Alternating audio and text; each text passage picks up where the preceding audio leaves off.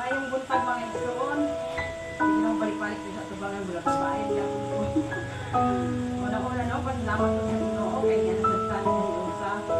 Kung nakita mo siguro nila itong iaging tuwing ko nga mura ko kasang kasing-kasing. Pero mapasalamaton ko man ako sa tubangan no kay nakarealize ko ba nga hindi kita pwede nga ka lang sa tibok at daw tibok si Mana nga di ka magbasa sa Biblia no kay makalungkag ka lang sa istorya. Huwag mo dahil na para sa imo ha. Kaya wala man pinagbasa, huwag ka nagtungkol sa Ginoo no.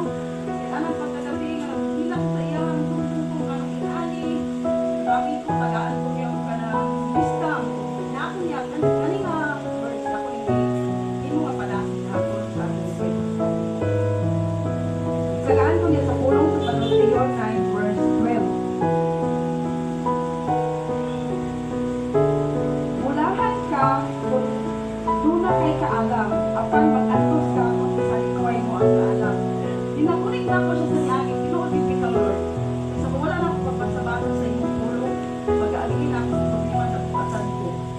Pero karon Ginoo nga ako, nagdoon ako sa iya habitaw. Murag niya na nagmata ko sa kapuntakon niya kaya mga sobrang problema. Bitaw nga ako sa kasing-kasing bitaw nga ka nag-qualify. Kung sa kapila na ako sa mga words, balik-balik sa tulong.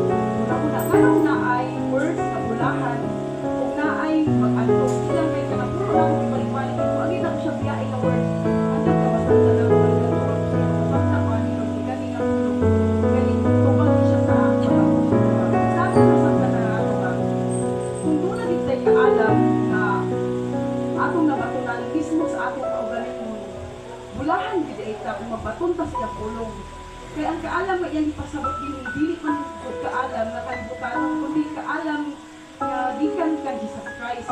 Nya kinsa man si Jesus Christ, di ba ang pulong man asa man ayat nga makita na asa Biblia.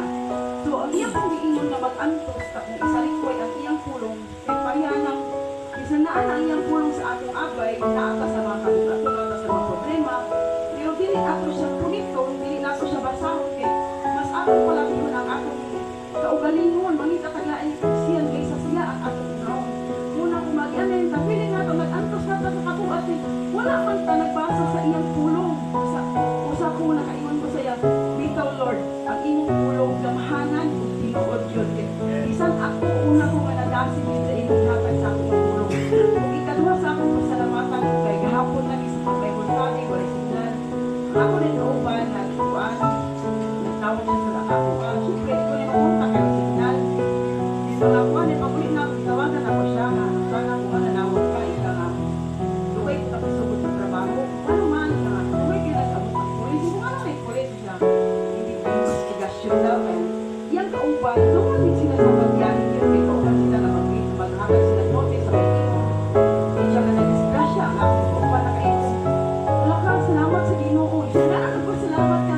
Ikaw magpasalamat ka ngayon sa Ginoo. Kay hindi ikaw ang na-disgrasya.